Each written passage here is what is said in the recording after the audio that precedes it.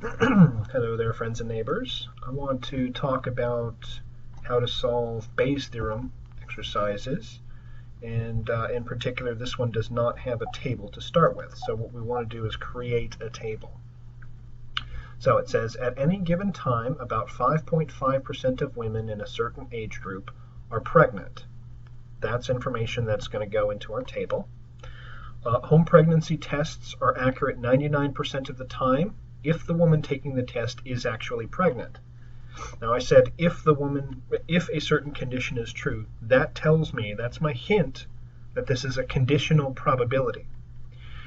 And it's accurate 99.5% of the time. It's 99.5% accurate if the woman is not pregnant. So that's a different conditional probability.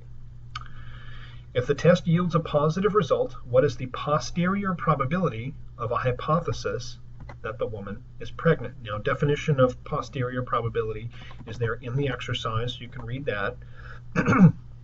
Basically, what it means is it's the probability of that we believe the hypothesis after I have already considered the evidence and the background information. So that's what we mean by posterior. It means after the fact.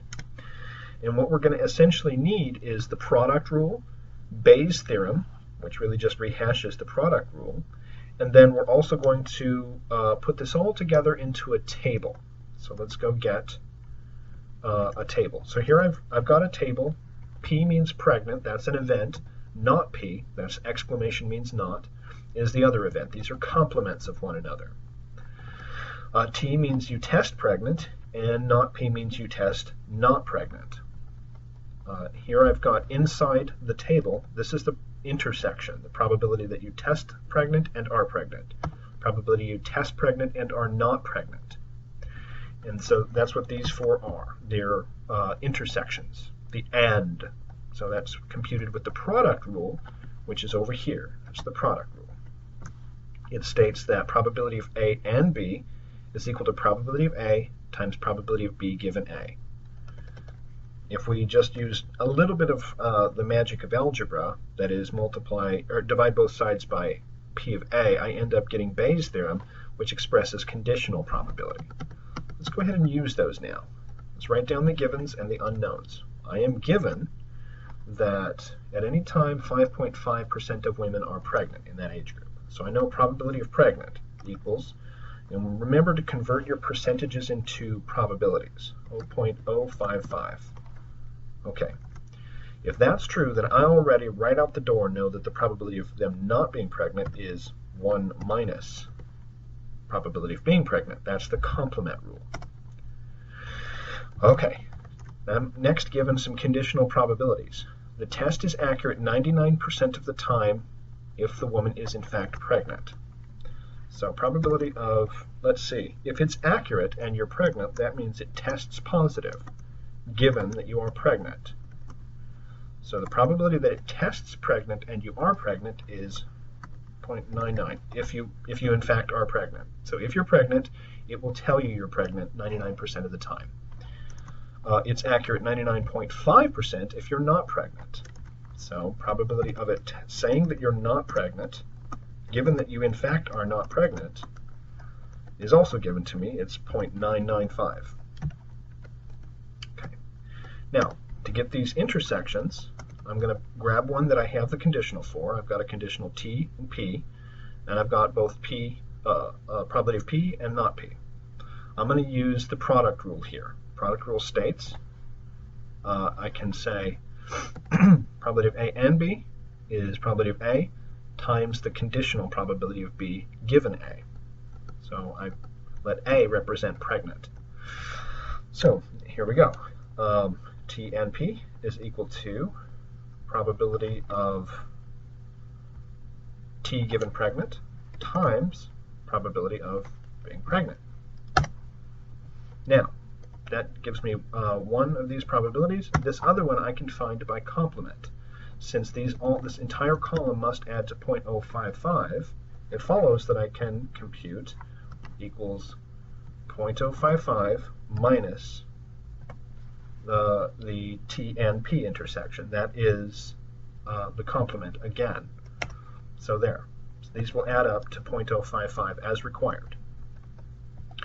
Next, I'm given not t and not p conditionals, so I'm going to say the intersection is equal to the probability of not t times not p, or given not p, times the probability of not p. That's the product rule. Again, this is what when we hear the word and, we think product rule.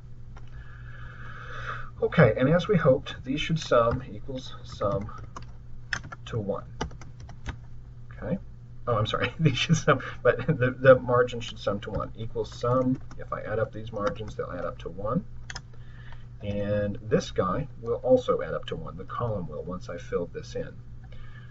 This guy I can compute, again, by complement, equals all the not pregnants minus the not pregnants who test not pregnant. That's everybody who's not pregnant but tests pregnant. That's the remainder there. That's the complement. And it's very small.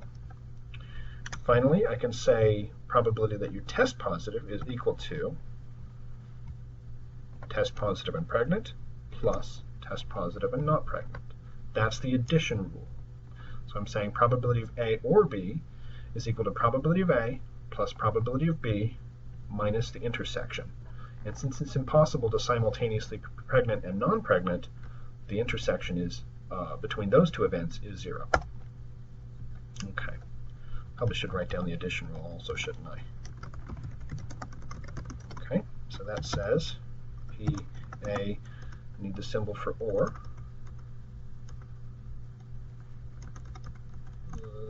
There it is. A or B equals probability of A plus probability of B minus probability of A and B. And B. Oh. All right. Anyway, we're not using that one any more than just that one little foray into adding up columns. But these columns, the column should sum to 1, and the row should sum to 1. And that is true. They do, as required. So now I've got every possibility, every probability I need. My question, as stated in the problem was, in the exercise, was if a test yields a positive result, what is the posterior probability of the hypothesis that the woman is pregnant? So what's the probability you're pregnant given that you test pregnant? So probability of pregnant given you test pregnant.